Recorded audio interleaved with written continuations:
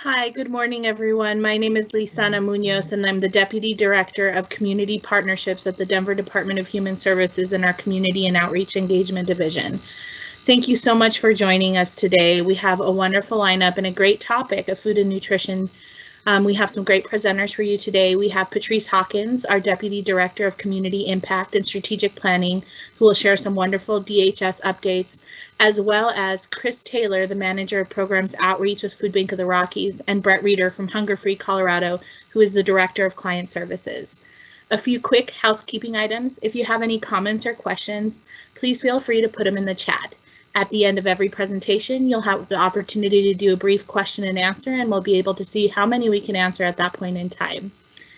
Especially during these very difficult times it's just been really hard, we as a community and community partners must continue to support one another to work collaboratively towards the fight against hunger. Thank you all so much for being here today. It really is of value to us here at Denver Human Services. And without further ado, I'd like to introduce Patrice Hawkins to share some updates around Denver Human Services. Thank you. Patrice, kick us off. Thank you so much, Lisana. So good morning, everyone, and thank you for joining our first community network meeting of 2021. First, let me say Happy New Year. It's been a long year, but we're here, and I keep reminding myself it is, in fact, a new year. My name is Patrice Hawkins, and I am the Deputy Executive Director of Community Impact and Strategic Planning. I'm glad we are starting this year's series of conversations discussing food and nutrition. As many of you know, COVID-19 and the economic crisis has only created more challenges for individuals and families in regards to food insecurity and hunger. I put hunger in there to say, let's call it what it is, and that's something that people are facing today and have been facing for many years, but has only become worse. So access to food, to resources, and to benefits like SNAP is not only important as a basic need, but we know it can impact one's physical health, their mental and emotional health, and ability to recover should they become ill. COVID-19 has forced us to look at the intersectionality of race, gender, age, poverty, health, and other important indicators that define a person's experiences. Part of our bringing people together in this setting is to further the goal of a healthy and connected community and to partner with you all around various food initiatives that can increase access. So as a network, my question to you is, how can we support the whole person and the whole community when we come together in these types of settings? So before our guest speakers share some updates and some great data with you today, I have a few important updates of my own that I want to share that I hope you will take back and communicate throughout the community with other members of your team who might not be on this call today. The first one being that the DHS website has recently changed as we move to a new platform. I want people to know how to find the location of food resources specifically. So the link will be dropped in the Q&A section for you, and I will walk through how to find it here. You should be able to see on your screen, if you navigate to the Denver Human Services homepage, I always just search in Google. When you get to this landing page, then scroll down to the 4 blue menu bars. The last one says Emergency Food Access Information. By clicking on this, you will see the COVID-19 Emergency Food Access bar. If you click on this, you will reach the food resource page where there are maps, very interactive and easy to use. Other community resources, community partners are also listed as you scroll down on this page. So I hope you will let people know how to find this site, as it is a shift away from our old website that you would have seen in early December. I would also like to remind people of the upcoming Food Bank of the Rockies dates and locations. So on January 15th from 9 to 11:30 at the East Human Services office, and also on January 25th at Empower Field, also known as Bronco Stadium, from 9 to 11:30. Food Bank of the Rockies will be out there. We usually have lots of DHS volunteers, but please let the community know, and they are always accepting volunteer shifts if you or members of your team would like to sign up. And finally, I'm thrilled to share that in 2021, DHS is launching our community listening sessions and conversations to continue our work of incorporating diverse voices and perspectives into our business operations, our strategic plan, and to help guide how we work with and in support of communities. I'm really excited for these conversations because I'm hoping that by engaging with the community, not only can we show up as allies, but it's an opportunity for us to learn and to listen from stakeholders and also directly from the community. So on January 20th, I will be hosting a food access listening session with community stakeholders to present geomapped data on the state of food access in Denver, as well as brainstorm with you all around and many other partners around how to best engage and support communities. I'll end by saying that I would love to have your feedback as we engage in this type of work. And if you have additional thoughts on the upcoming listening sessions, recommendations for stakeholders we can engage with throughout this process, or if you just want to engage directly with me and members of our strategic planning team, I'd love to hear from you. It should also be noted, we will also hold community conversations that are specifically with 5 Denver neighborhoods to hear from residents about their experiences and how they would like to see us support them and to do business differently in the future. Those sessions will be held in February. So for additional information, please just leave us a note in the Q&A and we're going to collect that throughout the session and be able to follow up with you after the fact. And so I'm coming to the end here. I'm happy to take a few questions if there are any right now. And again, thank you for joining us today to kick off this very important topic of food and nutrition. Thank you. Thank you so much, Patrice. I just wanted to add also, if you would like to be added to our community network email distribution list so that we can also send out the invitation for our community listening sessions, please note your email address in the chat as well. We'd love to definitely make sure that you get the invitation, and as Patrice mentioned, visit our website. As of right now, I don't see any questions so far, so I will also introduce Kathy Crusan-Ford, who is our agency trainer, who will also share a little bit of updates from Denver Human Services. Take it away, Kathy. Okay, great. Hello, welcome everybody. Welcome to our meeting today, and I am the trainer for the core division, and I actually train community partners on all the eligibility programs, so welcome. We have a full training schedule, and we cover quite a few topics in a short period of time. Our training is actually only 2.5 hours, and in that time, we touch on all these different topics. It's quite a bit of information that is covered. We have the link here if you're interested with Eventbrite, and those are the dates. Also, I am willing to always come out, or actually virtually now, train your organization if you'd like something separate or you would like an abbreviated training, we can do that as well. Also coming this year, finally, we're going to be doing SNAP 2.0, that's Navigator 2.0, and I look forward to rolling that out hopefully in the next month. So moving on.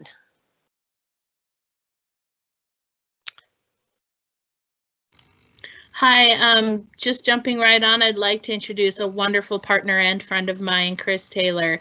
Chris, please take it away and share some great information about Food Bank of the Rockies. Thank you so much, Lizana, and everyone on the call for being here. Happy New Year. Yay for 2020 being behind us. So as mentioned earlier, I'm with Food Bank of the Rockies, Chris Taylor, Programs Outreach Manager. I've been here for 8.5 years. And I'm pleased to be part of this meeting. Next slide.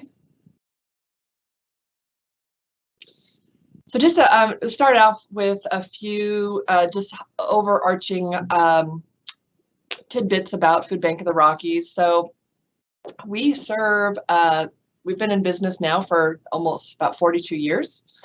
And we serve all of Wyoming, as shown on the right half of the slide, which is kind of a little bit unknown to some folks. And then we also have 30 counties in the upper half of the state of Colorado. So a total of 53 counties in whole. For those of you not familiar with the other food banks in Colorado, Care and Share serves the southern half of the state. Larimer County Food Bank, Weld Food Bank, and Community Food Share round off the last 3 counties of our lovely state. And we've got 4 warehouses, a little typo up there, sorry about that. 4 warehouses that serve these 53 counties, 2 in Denver, 1 in Palisade on the western slope, and then we have 1 in Evansville just outside of Casper, Wyoming. Next slide. So our programs across all these areas, we couldn't get food out without our partnerships. And the way this looks is we've got over 700 partners, and right now I'm talking about overall for our organization, and I'll touch a little bit on the specifics for Denver and Denver County. But we've got over 700 partners that get food from us, that have food pantries, soup kitchens, shelters, group homes, and these are all nonprofits that have different types of programs to feed the public. Additionally, we work with our mobile pantry program, and we're doing across our service area over 80 distributions a month, providing food of 60 to 80 pounds roughly per family, including fresh produce, dairy, and shelf-stable items. And these are all open to the public, no requirements of geographic areas. And then we have our Food for Kids programs, which we're a state sponsor for after-school meals, summer meals. When both programs look a little different this year. Hope to get back to normal next summer. And then we also have our Totes of Hope program, which is a weekend's worth full of food that goes out to kids so that they can eat when they're not getting school meals. And these programs are all the two state sponsored programs are all funded by the state. And then our Totes of Hope program is funded by donors. Additionally, we've got our government programs, TFAP, which is the Emergency Food Assistance Program, and that's supplemental food to qualifying households. We have our CSFP, or Commodity Supplemental Food Program, we like to call our free grocery box for older adults. And that is for any adults that are 60 or over and are income eligible. Additionally, we are partnering, this is our second year partnering with Hunger Free Colorado to do SNAP outreach, primarily in our rural communities. We will support any SNAP application assistance for metro counties as well if we get those, but primarily we're focusing on our rural communities in partnership with our mobile pantries. And I want to just kind of highlight this picture that's on the screen here. The bottom one is Peggy. She's on the left, she's one of our drivers, and she delivers senior boxes to hundreds of homebound seniors a month, and she is a superstar, and that's one of her clients. I love that picture. I included it in all of my presentations. Next slide. So overall, fiscal year 20, which ended for us last June, we distributed over 60, hold on, I have my little note, 64 million meals, through our programs. And this just gives you a little graphic. So the 44 million meals was through our partners, our nonprofit partners. And then we show another, the breakout for Food for Kids, TFAP, CSFP, and mobile pantries. Just to give everybody a heads up, I'll touch on some other stats here. Yep, thank you. This is kind of a breakdown of how our growth has looked from close of fiscal year 2018 through this last November. And I received an update today, and we hit an all-time high of 10.68 million pounds in December Just last month, that was our all-time high distribution since we started 42 years ago. And we're actually up 54% since the start of COVID.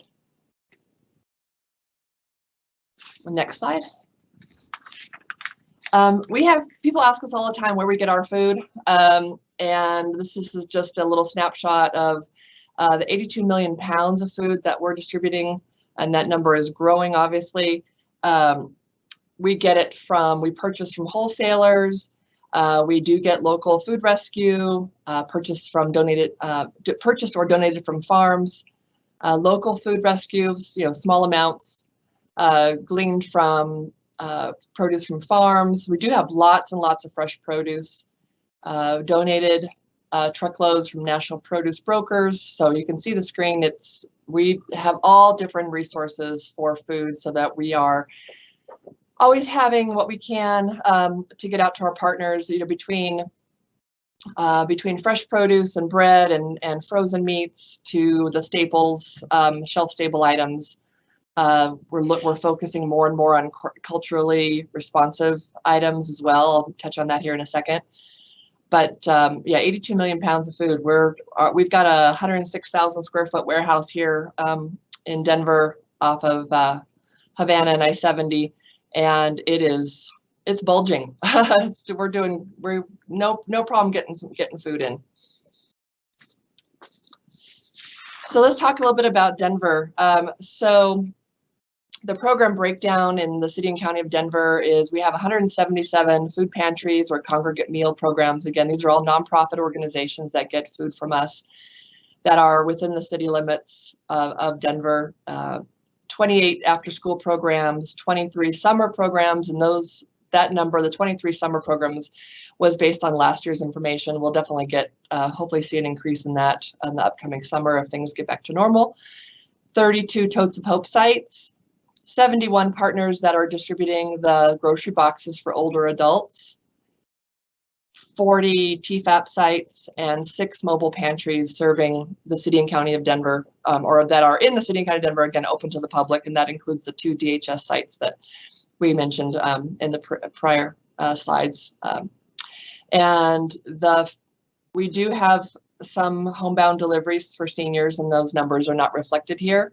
But that is something that if you are or know someone who is not able to get out to get food and you're 60 or over, please let us know and we can do what we can to deliver food to you.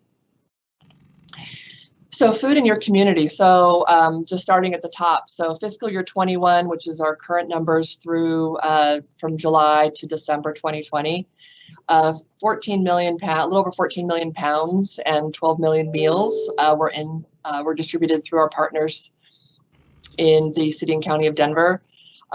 Last fiscal year, we were at a little over 19 million pounds and 16 million meals. So you can see we're going to definitely exceed that this fiscal year, which ends in June. And in fiscal year 19, 15 million pounds and 13 million meals. So we've definitely seen the increase that we expected with COVID for sure.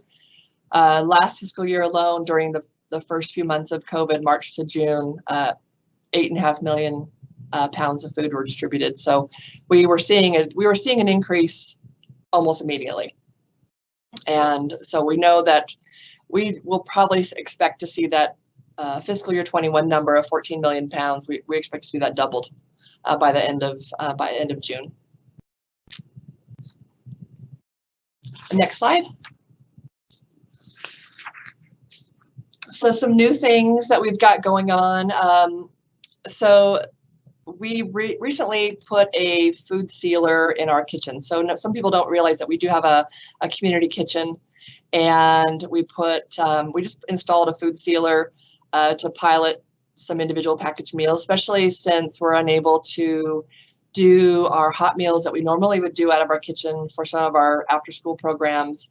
We're actually preparing meals in trays and sending them home with the kids. We piloted a holiday meal, and then we're also doing fresh meals. In November and December, we utilized our food sealer and we did some individually packaged holiday meals. 1,700 were sent out through a few of our partners, and we hope to see that increase next year. And then we're, like I mentioned, that we're preparing individually packaged meals for our after-school programs, and also some sealed produce that we're sending out in our totes. So the picture there is just of some of our volunteers in our kitchen that are packaging up some of those meals. It's just been a really great piece of equipment to add to our kitchen. And then a culturally responsive food initiative. We are part of a 9-month Feeding America grant. We hired a couple of research consultants and have some staff that are working to, we're currently piloting in 8 counties, including Denver, and doing some research amongst our partners as well as clients to determine the right kind of foods. I mean, we do get a lot of food in our warehouse, but we want to make sure that the foods that we're sending out to some of these communities are the right foods that these families know how to cook and want to cook and want to eat. So we are looking at various populations and have identified and offered new culturally inclusive foods and providing tools and education to our partners, as well as streamlining our internal workflow to be inclusive of future community changes. So the research has been very eye-opening as to the types of communities and cultures that are in our service area. We've included the Native American reservations up in Wyoming as well. So it's a tremendous pilot, and we're looking forward to sharing some of that information in the future. Additionally, we are partnering with some healthcare organizations to make sure that we can support their food security work. Some of them serve the public, their patients, others provide food to their staff. And so we're looking at developing some medically tailored food boxes, working with them on any kind of on-site food pantries, mobile pantries, or just ensuring that they have the referral information that they need to ensure that their patients and staff have access to food. Link to Feed is another initiative that we're rolling out, streamlining some of our client check-in processes with a secure web-based client service insight tool.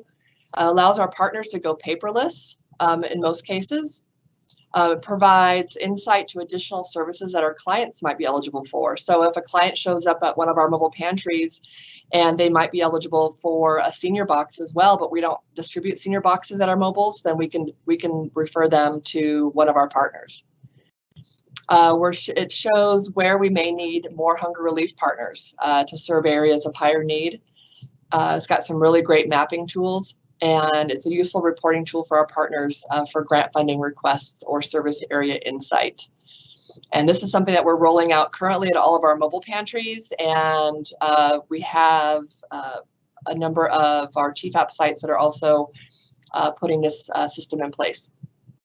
We're looking forward to seeing some really great information. And the produce initiative is, so some of you on the call may be familiar with our coronavirus food assistance program, CFAP, also food farm to families program. We provided 2.4 million pounds of produce during the months of CFAP. It had ended in December, but now it's back. We got word, I think, just earlier this week that it's starting back up in February through April right now. Hopefully it'll go beyond that. But in the meantime, we were working hard to find a replacement because we know produce is so important, not only to our partners who get food from us. They really, really like fresh produce because they know that their clients really like it, and it's just a very healthy part to everybody's food pantry. So the phase 1 of the produce initiative started 2 days ago on the 6th, and we're providing initially 1.2 million pounds of boxed produce to our partners. And so that is something that our partners have access to starting this week. All right. And last but not least, we, as it was mentioned earlier about our mobile pantries with DHS, we love volunteers. We are still using volunteers here in our warehouse, and we also could always use volunteers at many of our mobile pantries. Anybody on the phone who is tech savvy and wants to volunteer to help do link to feed intake, we're doing special trainings just for that. You can sign up on our website And also we are hiring. We have several open positions within our organization. There's a link to our careers website. And if you know someone who is in need of food assistance, I was very impressed by the new Denver Gov website. In addition, you can call Hunger Free Colorado at their food resource hotline. That number is there, and also our website is linked to as well. Thank you so much, Chris, for your presentation. It's just wonderful to hear the amazing work that Food Bank of the Rockies is doing. Always just very inspiring to hear. And we do have some questions for you, so I'm going to take my time and kind of shift through these. Here is the first one. For the distribution food at the Broncos Stadium or other locations, do the people need to bring any ID, proof of address, or any other document? No, we don't require proof of anything. Everything, if we do have, oh, it says I'm muted. Am I muted? Can you hear me okay? I can hear you. Okay, thank you. We do have TFAP, so government assistance food at our mobile pantries, but it's all self-declared. So we don't require proof of anything. So the answer is no. And we're loading everything into cars. Everything is drive-through currently. Great, thank you, Chris. And the next one will be, will the CFAP, I think the CFAP boxes be available now in 2021? These boxes were amazing. Yeah, they were. And so what we've heard is as of February, we'll start getting those again. So right now the plan is February through April. Wonderful. Oh, that's great news. Thank you so much, Chris. And then there's a couple that I may or may not be able to answer. Is the Food Bank of the Rockies DHS mobile pantry at the Montbello Rec Center still planning to operate in 2021, which is formerly our REP Taylor location? Yes, it is. It is. It's, I believe, the second. Oh, I don't have my calendar in front of me, but it's the. I Googled it. I got it here. It's does it sound right? First and third Thursday of the month. That is right. Thank you. At 9 a.m. at the Montbello Rec Center. Yes, that's right. And that's a big one. That's a huge site. Yeah, and to clarify, the reason that one particularly wasn't on our DHS kind of run is that we partnered with the rec center. They were simultaneously practically doing the pantry at the same time we were doing it at our Montbello REP Taylor office. And so it just made more sense to really combine all our efforts in that one location at Montbello Rec Center, and it's being done twice a month, which is even more phenomenal. So yeah, thank you. And then the other one was, will these slides be available after the event? Absolutely. Our goal is to put the slide and video on our website. So keep an eye on that. And let me make sure I got all of our questions. Bear with me. I'm a rookie at some of this. All right. I think that's all our questions for now. Chris, thank you so much. Definitely all of you listening, if you'd like to get your organization involved in volunteering at any of our DHS sites or other sites, we'd love to have and join us. It's always a wonderful experience working with FBR. Thank you, Chris, for taking the time for your presentation. If in the event there are any other questions looming and you want to follow up, you have Chris's information, and you can also post more questions in the chat. Thank you so much. And with further ado, I'm going to switch over to Brett from Hunger Free Colorado. Welcome, Brett. Good morning, everyone. My name is Brett Reeder with Hunger Free Colorado. I'm our Director of Client Services, which is really everything we do connecting folks in need to food resources. So it's like our direct service kind of work. Next slide, please.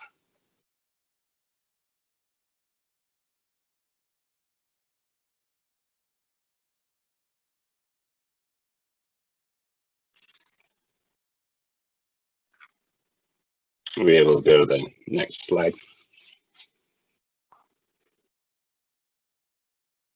Great, thank you. So Hunger Free Colorado, it's really in our name. We exist because we don't think hunger needs to exist. There's enough food out there, at least in this country. It just doesn't always get to everybody who needs it. And so we're dedicated to ending hunger in Colorado. And what we're going to talk most about today is the direct service bit of that, which is connecting folks to food resources. But we also do a lot of policy work.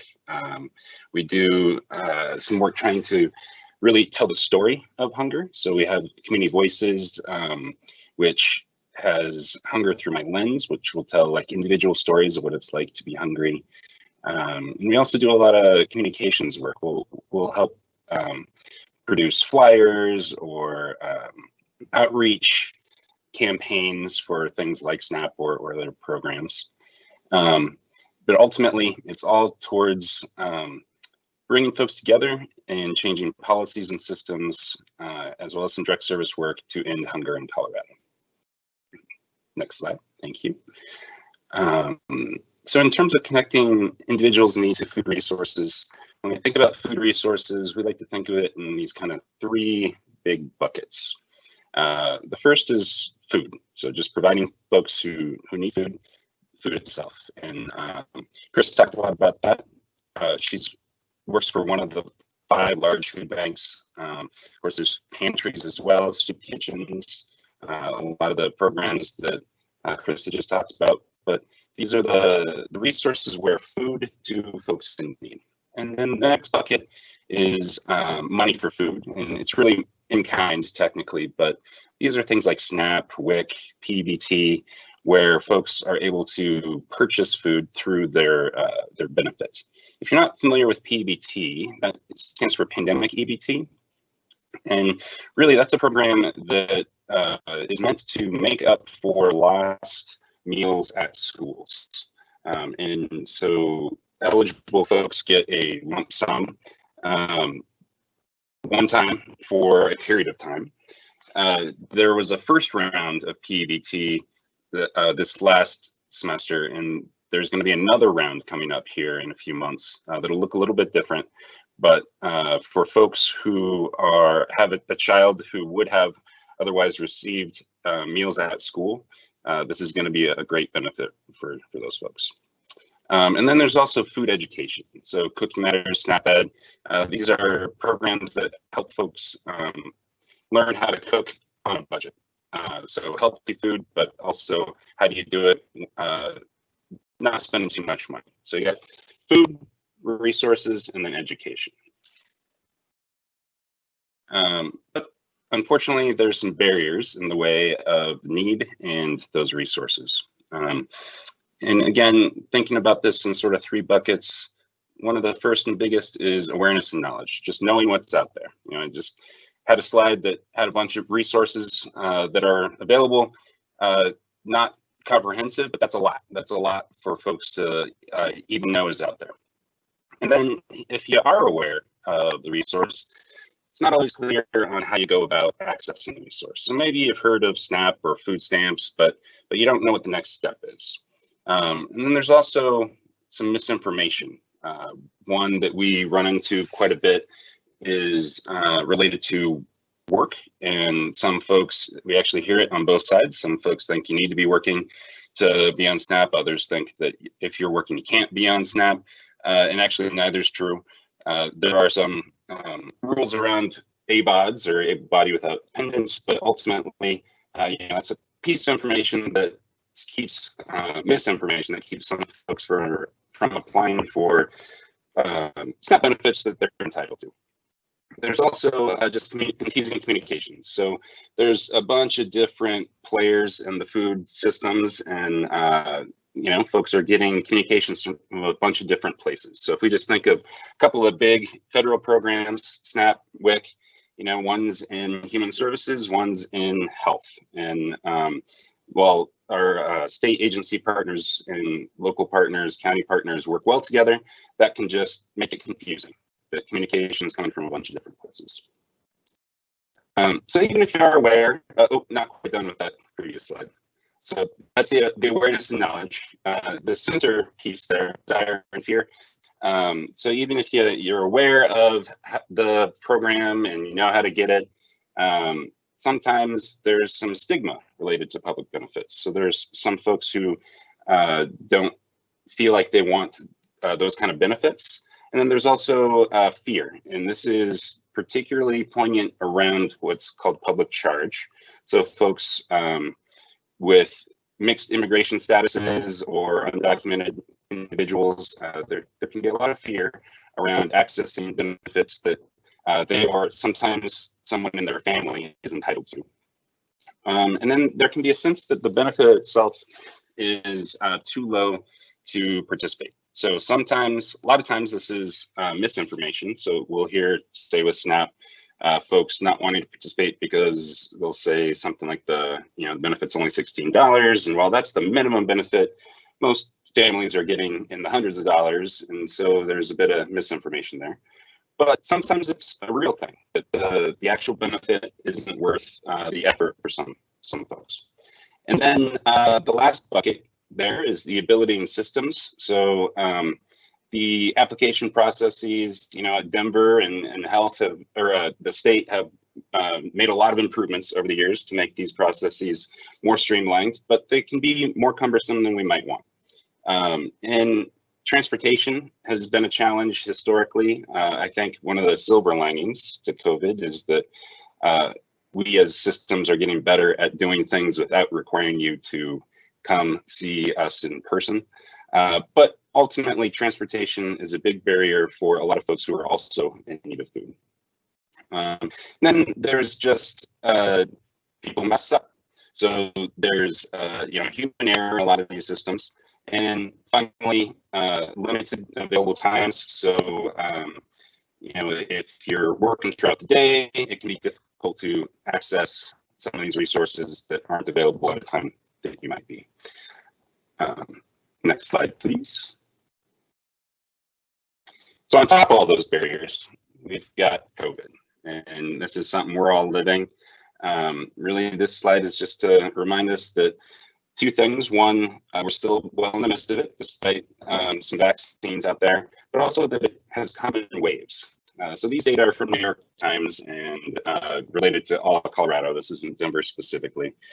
But the experience, the health experience, is been profound, but also variable over time. Let me go to the next slide. Now, here's Colorado's unemployment. And so the health crisis has led to an economic crisis. And unemployment certainly isn't the only measure of that, but it's an important one. And we can see here that, in April, we had historic highs. That was like Great Depression level. It's still real bad, but it's gotten a lot better. In fact, is a little bit better than it was after 2008, and actually will likely tick back up in December. We have the federal numbers, but not the state numbers just yet. And yet what this story doesn't tell is what you'll sometimes hear called a K-shaped recovery, which is folks in the lower income brackets are often struggling even more, while some of those in the higher income brackets are actually doing okay. So while this tells a story of improved numbers of folks who fit within the within unemployment, then part of the other story is unemployment benefits and things like that, which have shifted over time. Luckily, there was some federal intervention recently that had extended some of those benefits. But for the last few months, folks were not getting as much as they had earlier on during the pandemic. So ultimately, just trying to tell a story here of the health crisis leading to an economic crisis, which then, next slide, leads to a hunger crisis.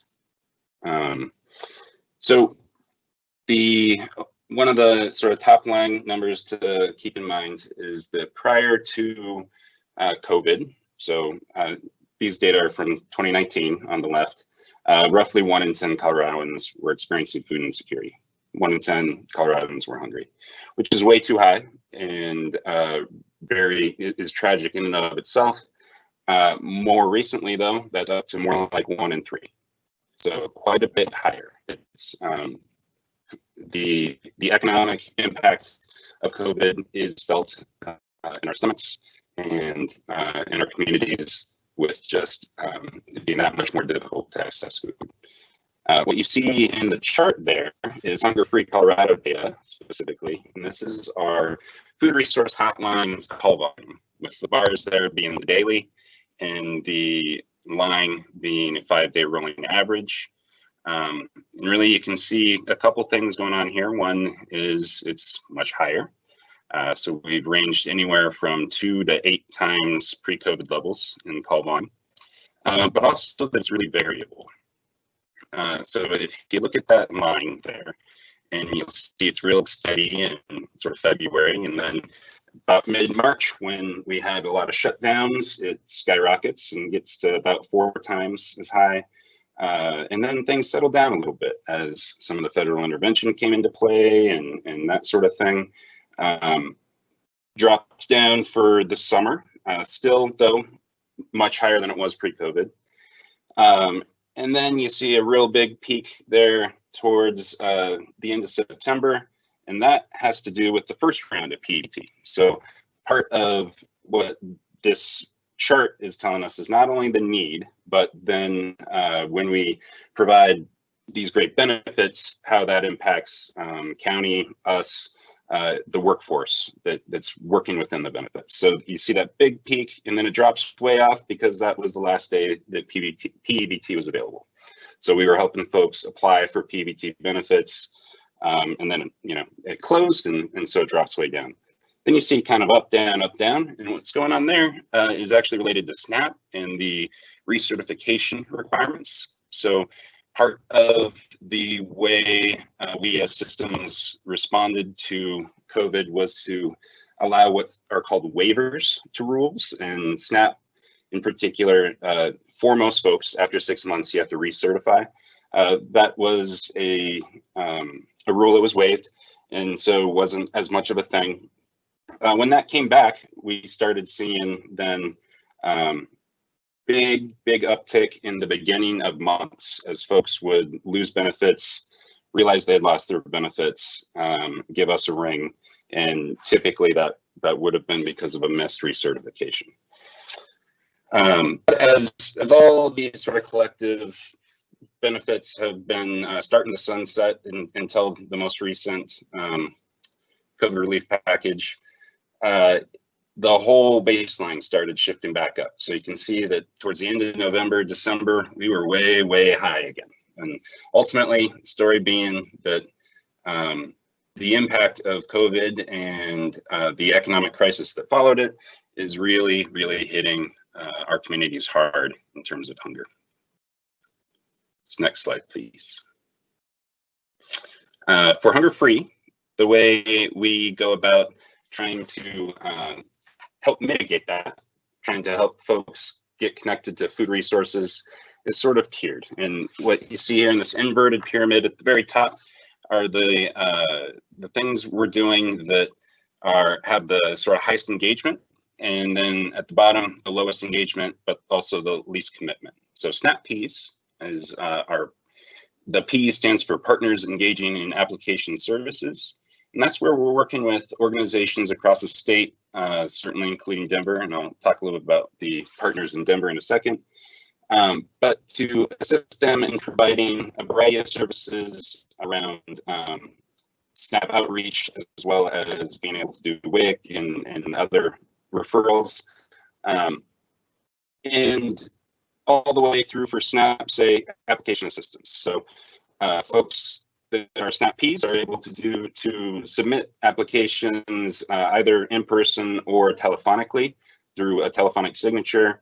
But it's really ensuring that or meant to get closer to folks being able to access these kinds of services at a variety of different community-based organizations and government agencies, such that when you walk in the door of one place looking for some assistance or some help, that you're able to connect to these other programs, including SNAP and WIC and that sort of thing. So that's the highest engagement level, highest commitment level. And then down from that a little bit is our mobile outreach. That's where we're sending out our own staff to various sites. Again, I'll talk a little bit about what that looks like in Denver. Of course, during COVID, that's been a bit limited, but I imagine we'll pick up quite a bit in May, June, July, as the vaccine allows us to collectively get back into the community more more intentionally. And then down from mobile outreach, we also accept referrals. So we accept referrals from a variety of organizations as well as individuals. And finally, at the bottom there is the food resource hotline. So we have a hotline number that folks can also call. And then either we get a referral or call our hotline. We have our food assistance navigators who are bilingual there to help families get connected to the most meaningful and relevant food resources for their family. And so that could be if they're eligible and interested with SNAP. It could be doing a SNAP application or helping with recertification, all the way down to helping folks identify where their nearest food pantry is. So it's really meant to be tailored to individuals' needs, eligibility, and desires. Next slide, please. So that very top bit, the SNAP Ps in Denver. So we have SNAP Ps across state in Denver. Mile High United Way 211 is one of our SNAP Ps. So if you call Mile High United Way and the 211 number and you're looking to do a SNAP application, that's through this partnership. Food Bank the Rockies, Chris talked a little bit about that. That particular project is mostly focused on their rural areas, but they are able to assist in Denver as well. Metro State University, Centura Health, Jovial Concepts, and Focus Points Family Resource Center are also other SNAP Ps organizations. So these are all community-based organizations, government agencies, institutions of higher education, healthcare providers, really a bunch of different kinds of organizations in the community that now have the ability to provide these kinds of services. Next slide, please. So mobile outreach sites, definitely note that during COVID, most of these are inactive or on hold. We are active in some areas, but not nearly as much as pre-COVID or as we will be post-COVID. But our partnerships for mobile sites include Denver Health Clinics, University of Colorado Hospitals, WIC Clinics, Denver Public Library, Save-A-Lot grocery stores, some DHA sites, as well as one that we have been doing up until it was put on pause most recently is the Denver Mayor's Office event, We Hear You, We Got You, which provided food boxes as well as some other food resources. So now referrals, we have two different types of referrals. One that is intended to be client facing, so for individuals that want to refer themselves, and then one that is organization facing. So any organization that works with folks can also refer one of their clients to us. When we get these referrals, again, one of our food assistance navigators will reach out to the client in their preferred method. So they can choose to have us call them, email them, or text them, and we'll get back to them to go through the same sort of service we were talking about earlier, where we're connecting folks to the most relevant food resources for their family and for their interests. And finally, we have our food resource hotline, so numbers there, and our hotline hours are 8 to 4:30. Staffed by bilingual food assistance navigators and able to connect folks in need to whichever resource makes most sense for them, including, again, that telephonic signature for SNAP applications. So you can actually go all the way through a submitted application on the hotline. Part of our role is also to assist folks in understanding issues that might come up with their benefits. So sometimes we get calls about, I submitted an application last month and nothing's happened. So we can help folks kind of understand where that is in the process, maybe identify verifications that are missing, that sort of thing. I do want to note, though, so I showed you guys the call volume earlier. Our call volume is really, really high. And so right now, our wait time is pretty high, too. So a lot of folks who are giving us a ring right now are waiting in excess of 20 minutes. But we do return every voicemail we get. So folks are able to leave us a voicemail before they hang up, and we get back to everybody within one business day. So if you have a client that's given us a ring, just beware that it might take a little while to get a hold of us, but we will definitely get a hold of everybody who reaches out to us and ensure that we're helping them in the best way we can. Next slide. So in terms of getting involved with these various programs I talked about, we got some contact information for SnapPeas. So if you'd like to become a SnapPea or know someone who would, Emily Hunter, our SnapPeas senior manager, is the right person to contact there. And we got her phone number and email address. If you reach out to me, I'll help you get connected as well. But Emily runs that program and is always excited to talk to folks who might want to come on board as a SnapPea. Or if you want to learn more about which SnapPeas are in your community and maybe work with one of those partners. Mobile outreach, we have our link to the sites that we're actively visiting, which I think if you went there right now, you probably wouldn't find any. Because most of them are on hold, and the few that we had going haven't indicated they're going to be active in January. But this is where you'd go probably May, June, July, once those are active and up more to figure out where we're going to be throughout the week. And if you want to host a site or, again, learn more about sites that are hosting our food assistance navigators, Ninfa Braga is our mobile outreach manager. So her contact information is there, and she's the best one to connect with to learn more details about that. She's amazing, and if you have any interest in hosting a site, or honestly any questions about community outreach related to SNAP and other food assistance programs, she's an amazing resource. And then finally, the referrals or direct calls. You can always refer folks to us through the client referral form. There's the link there. So that's where clients are self-referring. The organizational referral form, that's where organizations are referring on someone's behalf, or can cold call be the number there. And again, just keep in mind, if you're having folks give us a ring, that we're super busy at the moment, so we will get back to everybody, but folks may have to wait 20 minutes or more to get a hold of us. If you're interested in talking about particularly referral relationships in more depth, so then Michaela Fortin is our hotline manager, and have her contact information there. Ultimately, we work with a lot of different organizations throughout the state and in Denver. And what's right really depends on the organization and the clients they're working with, as well as just sort of the way they do business. So for some organizations, the best thing to do is help empower them to do the work themselves. That's SnapPeas. Other times, that's a little bit too much, but happy to publicize that Hunger Free is going to be there, say at 3 on a Friday or something. And so that's where mobile outreach can make a lot of sense.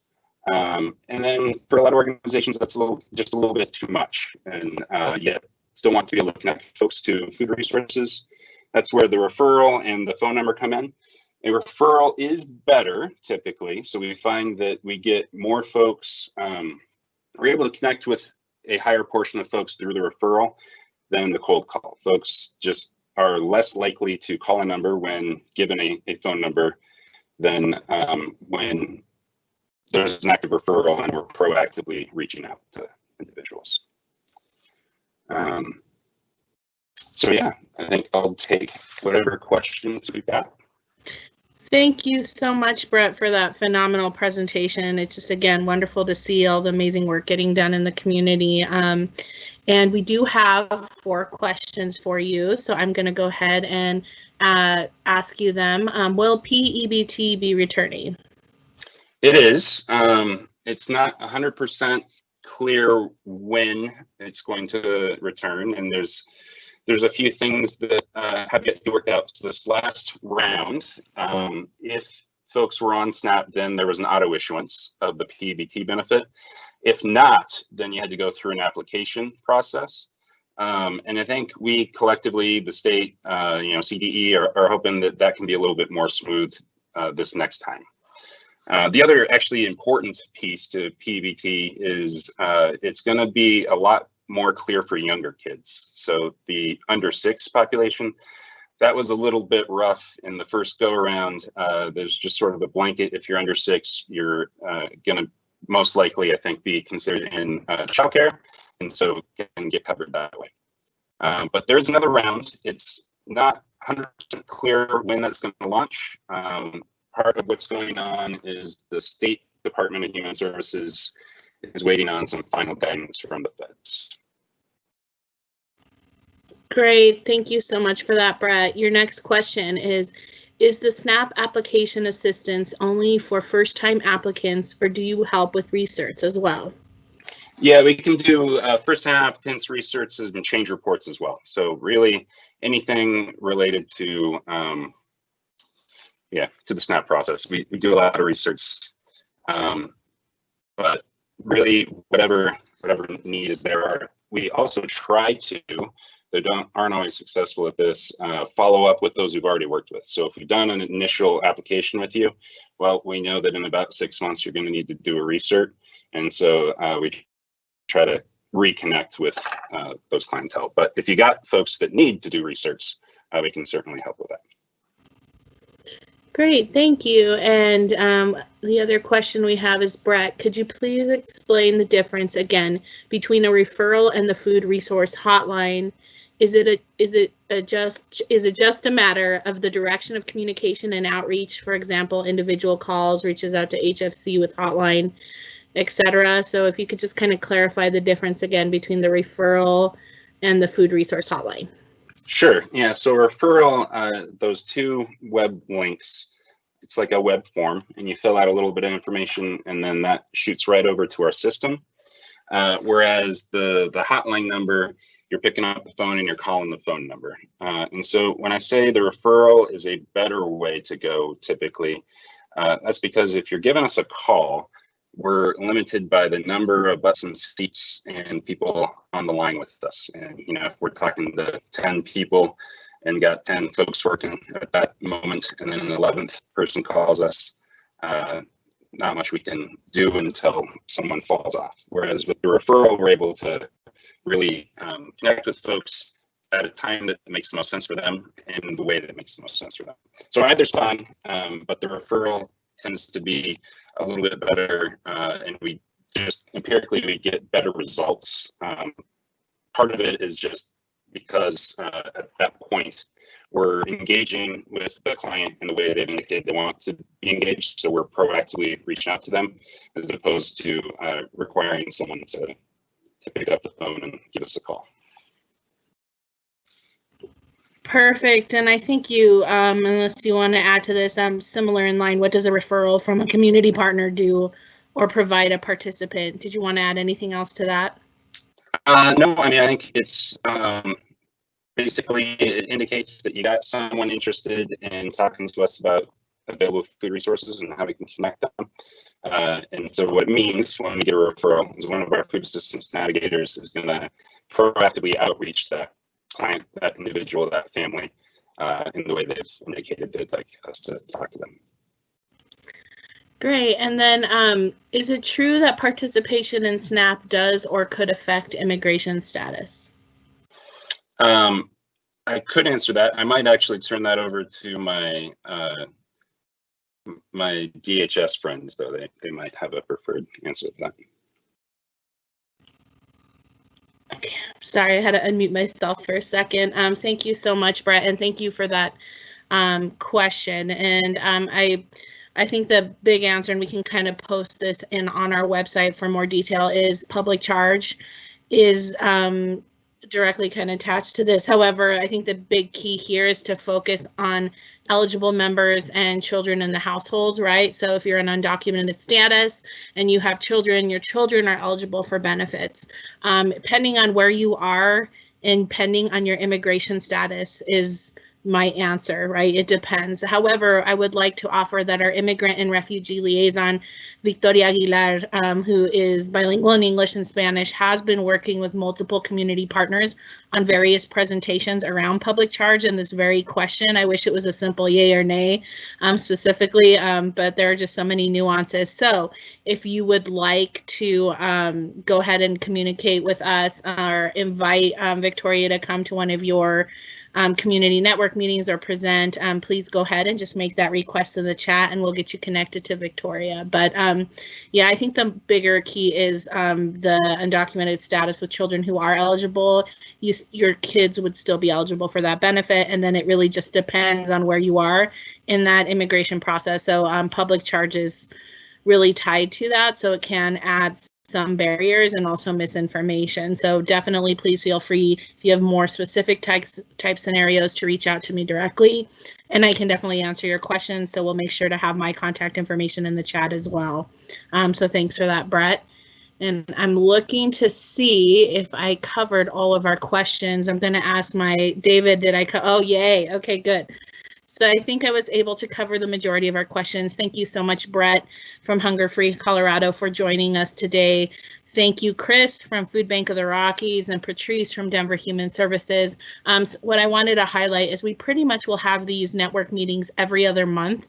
So as you can see here in the slide, here are some tentative dates. Our topics are still to be determined. And as Patrice mentioned earlier, we actually will be reaching out to many community partners asking for preferences on topics of how you guys would like us to handle this. In the past, we've had things like immigrant and refugee services, housing and homelessness, and a variety of other areas. So please keep an eye out for that as well. And again, if you'd like to be added to our distribution list and invitation to some of our community partner engagement sessions and forums on how DHS can better our services in the community, please put your information into the chat and we'll make sure to include you in that, as we also will be doing forums for our customers that we all serve. So thank you again so much for your time. It has been a pleasure and we look forward to seeing you. Please feel free to like us on Facebook, Twitter, YouTube, and we'll be posting these slides and this presentation in our website, hopefully you know, sooner than later, but by the end of this month for sure. So thank you again all for your time, and we look forward to seeing you in a couple months. Take care.